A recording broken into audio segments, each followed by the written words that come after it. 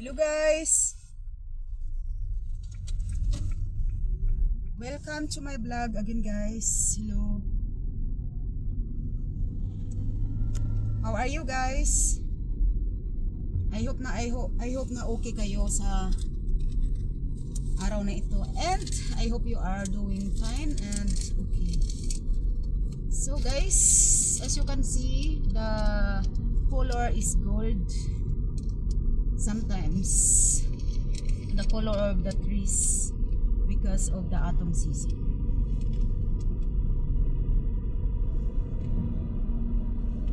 So our actual time now is 3 PM and 28 minutes. Autumn season. Taglagas tayo ngayon guys. Kaya walang tumutubo dahil sobrang malamig na sa gabi. At kung tumubo man, hindi kakayanin ng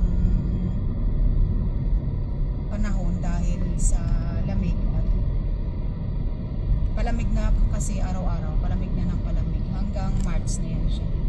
So mga katapusan ng March, babalik na yung temperature ng mga 15 degree up hanggang mag-ano na yan, hanggang mag summer, springtime pala. Mula March 21 like that to June 21 is springtime, and from June 21 to September 20 is summertime.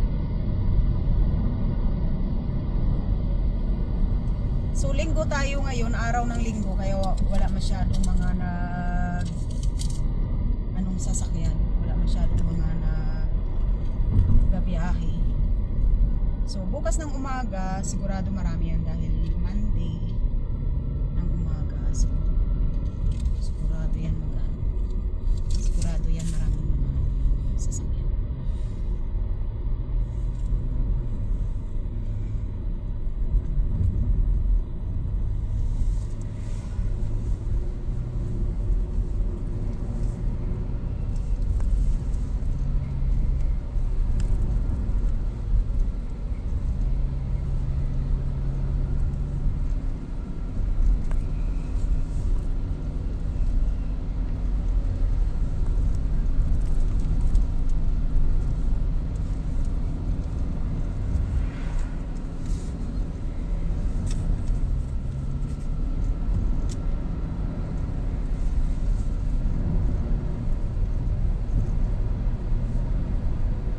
May sumusunod na sasakyan eh.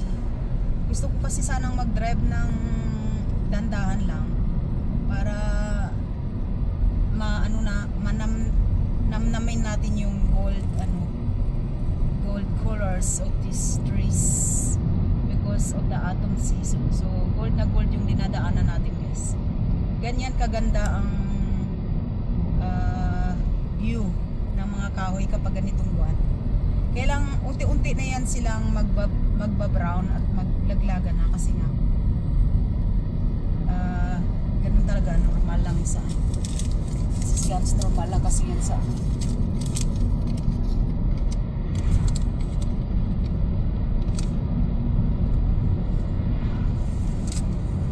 Gans, normal lang kasi yan sa normal lang kasi yan talaga dito eh.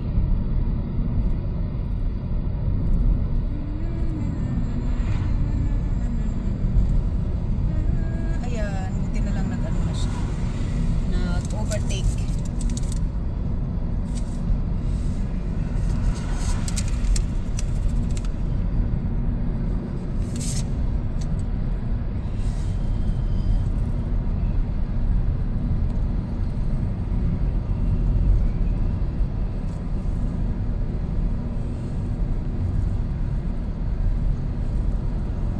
Nag-overtake na sila kasi sinasadya ko talagang maging mabagal ako magpatakbo guys, kasi mas nakikita natin yung view ng magandang view ng kalikasan kapag mabagal tayo mag-drive.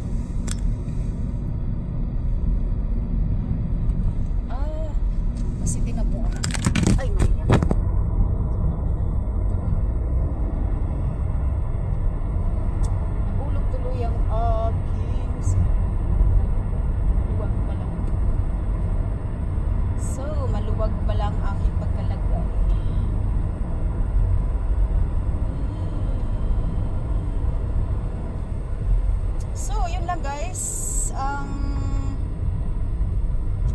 aking vlog ngayon. Gusto ko kasi ipakita sa inyo yung kulay ng mga kahoy during taglagas.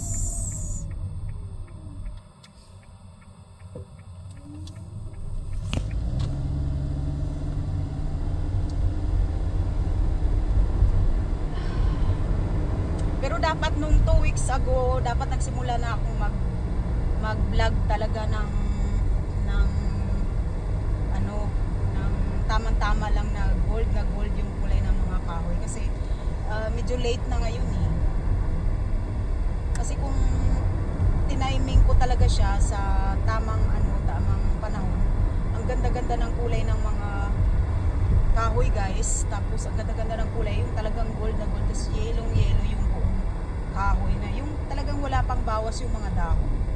Eh kasi siyempre busy tayo sa hanap buhay, so na-late lang tayo ng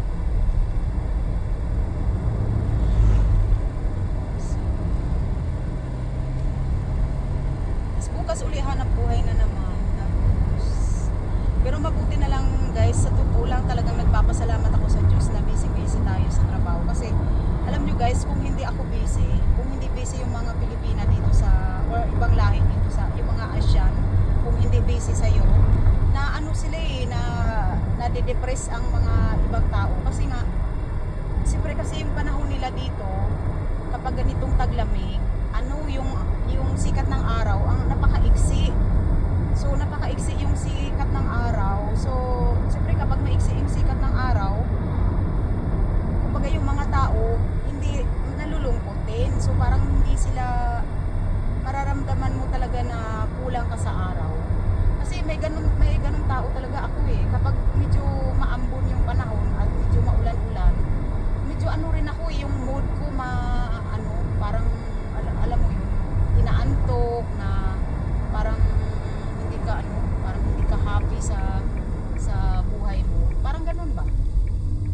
Pero kung tayo masisipag at mahilig tayo mag jogging at mag-swimming, basta kahit na anong klaseng physical activities.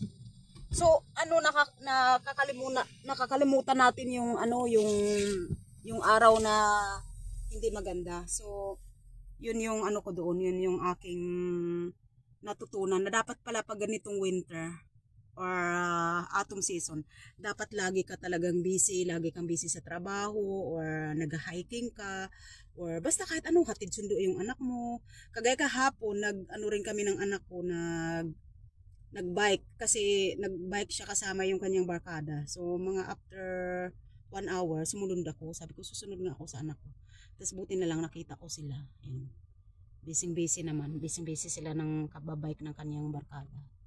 So salamat talaga kay God at may kaibigan yung anak ko. Kasi alam nyo guys, napapansin ko talaga, masaya yung mga anak ko may barkada sila. Kaya nga, yung anak ko, yung isang anak ko na 13 years tumira sa Pilipinas. Alam nyo guys, yung pagdating niya dito, mayroon siya 2 Pilipino na kaibigan na talagang dito na pinanganak. Tapos may 2 rin siyang Austrian na pure na Austrian na kaibigan. Kaya ay naku, pasalamat talaga ako kay Lord. Tapos mabuti rin, kasundo rin niya yung kapatid niya. Kaya pag magkakapatid talaga magkasundo, talaga malaking bagay. So kaya salamat talaga kay God. So yun guys, thank you so much sa inyong panonood. Thank you so much for watching my videos, and please, if you are new here, do not forget to subscribe, share and like. Thank you guys. God bless everyone.